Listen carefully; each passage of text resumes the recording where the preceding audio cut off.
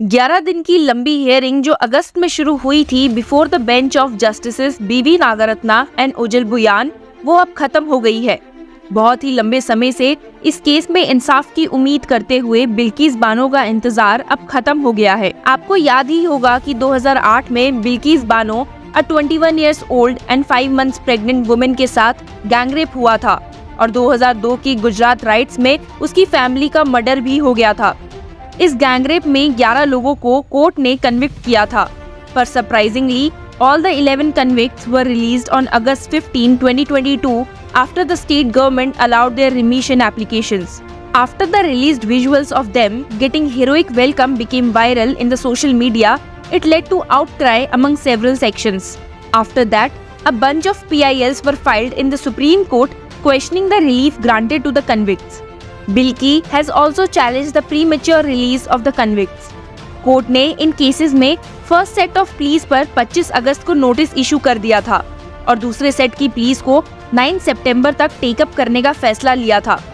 11 और 12 अक्टूबर को इस केस में बानो और स्टेट दोनों के फुल फ्लेज्ड आर्गुमेंट सुनने को मिले, जिसके बाद सुप्रीम कोर्ट ने अपना ऑर्डर रिजर्व कर लिया। गुजरात गवर्नमेंट के उन 11 कन्विक्ट्स जिन्हें लाइफ इम्प्रिजनमेंट की सजा सुनाई गई थी, उन्हें रिमिशन ग्रांट करने और फ्रीली घूमने का अप्रूवल देने के लिए आइए जानते हैं इस पे सुप्रीम कोर्ट ने क्या कहा। 11 अक्टूबर को हुई हियरिंग में बिल्किस की लॉयर एडवोकेट शोभा गुप्ता ने कन्विक्ट्स के कंटेंशंस को रिजेक्ट कर दिया कि प्रीमेच्योर रिलीज लीगल है और ये रेलेवेंट रिमिशन पॉलिसी के अकॉर्डिंग ग्रांट किया गया है, सुप्रीम कोर्ट के केसेस और सभी फैक्टर्स को कंसीडर करने के बाद। उन्होंने कहा कि जो फैक्टर्स कंसीडर करने चाहिए वो है nature of crime, society at large पे इसका इम्पैक्ट और जो ये प्रेसिडेंट वैल्यू सेट करता है वो वाइटल होना चाहिए। There are not even whispers about these 3 vital factors stated by the Supreme Court in the consideration. Justice Nagarathna के कहने पर कि अपोजिंग काउंसिल ने बहुत सारे जजमेंट सबमिट किए हैं highlighting the theory of reformation, तो गुप्ता ने इसका काउंटर ये कहते हुए दिया कि ये कोई गनशॉट इंजरी या सिंपल मर्डर केस नहीं है। 8 minors killed, including Bilki's 3.5-year-old child, whose head was smashed into a rock. Pregnant woman was gang raped. A woman who had recently delivered a child was raped and murdered. 14 counts of murder in total. It's heart-wrenching to read about the condition in which the bodies were discovered, which the High Court has detailed. These crimes were brutal, barbaric, and gruesome. Convicts have a right to be considered for remission on completion of a certain period of sentence. My issue here is the factor that the government has neglected to consider. This is not a case in which remission should be granted. What would be the impact on society if people like these come out, or what precedence value would it set? Considerations at the time of conviction cannot be completely ignored. उन्होंने court को ये भी बताया कि convicts को different treatment दिया गया था और उन्हें रिमिशन भी लिबरली ग्रांट किया गया है। The convicts were treated with kid gloves. They got favored treatment throughout. They were privileged a lot. Advocate Gupta ने कोर्ट का ध्यान इस चीज पर भी दिलाया कि अपोजिंग काउंसिल राधेश्याम शाह ने सुप्रीम कोर्ट से फ्रॉड करके गुजरात को रिमिशन एप्लीकेशन कंसीडर करने की अथॉरिटी पर डिक्री दिलवाई है, क्योंकि उस पिटीशन में 14 मर्डर्स का कोई मेंशन नहीं है और ना ही गुजरात राइट्स केस का। पिटीशन नेचर ऑफ क्राइम के बारे में कुछ नहीं कहता, जिस पे जस्टिस बुयान ने एग्री किया था और माना था कि किसी भी पिटीशन को मटेरियल फैक्ट्स डिस्क्लोज करने चाहिए। बेंच ने मैटर को 12 अक्टूबर के लिए एडजर्न कर दिया था। नेक्स्ट डे जब हियरिंग कंटिन्यू हुई तो बिल्किस की लॉयर अपने उसी स्टैंड पर बनी रही। क्राइम्स की ब्रुटैलिटी और रिलीजियस हेट्रेड की मोटिवेशन को हाईलाइट करते हुए गुप्ता ने सुप्रीम कोर्ट से सवाल किया कि क्या कन्विक्ट्स ये लीनियंसी डिजर्व करते हैं। She stated Bilkis saw her first child head being smashed on a stone. She kept pleaded to the attackers because she was from the same locality as them. That is why she could name them. She knew them because they were from the locality. But they showed her or her family no mercy. Are these people, the perpetrators who have been found guilty of committing these crimes, deserving of the leniency shown to them? Gujarat government की leniency को flag करते हुए गुप्ता ने बताया कि इस barbaric crime ने Bilgi पर एक इंडेलिबल मार्क छोड़ दिया है, इसीलिए ये वो केस नहीं है जिसमें कन्विक्ट्स को मर्सी दिखाई जाए, उन्हें वापस भेज दिया जाना चाहिए। She said, I am beseeching this court with folded hands to send them back where they have come from.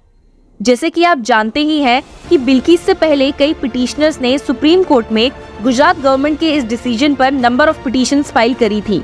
Respondent ने आर्ग्यू किया था कि रिमिशन की ग्रांट क्रिमिनल लॉ के डोमेन में फॉल करती है, which did not countenance unnecessary interference by the third party interlopers।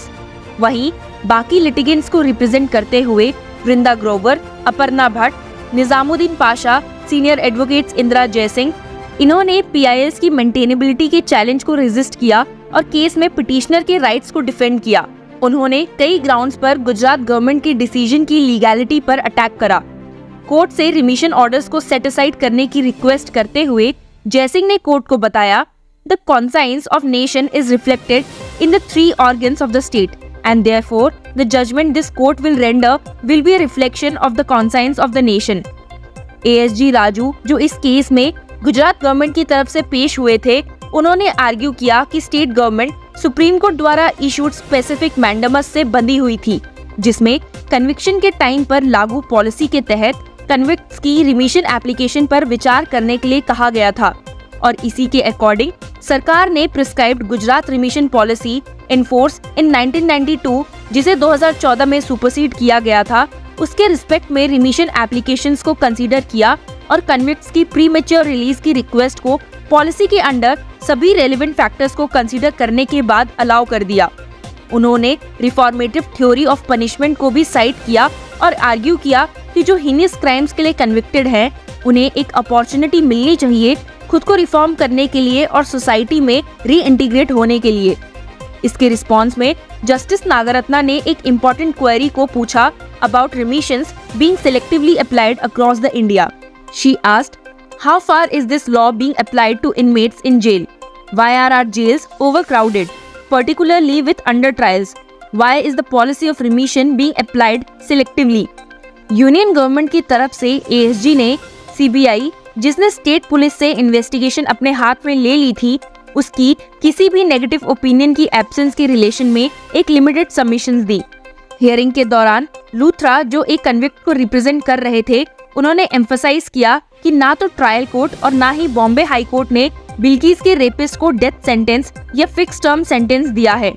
Justice बुयान ने पिटिशनर से पूछा कि क्या कन्विक्ट्स ने कोई रिमोर्स शो किया है, जिसपे बिल्किस की लॉयर ने जवाब दिया कि किसी भी कन्विक्ट्स ने उन पे इम्पोज्ड फाइन्स पे करने की जरूरत नहीं समझी है। यहाँ तक कि बॉम्बे हाई कोर्ट ने भी ये कैटेगोरिकली कहा था कि ये गैंग रेप सर्वाइवर को कंपनसेट किया जाएगा।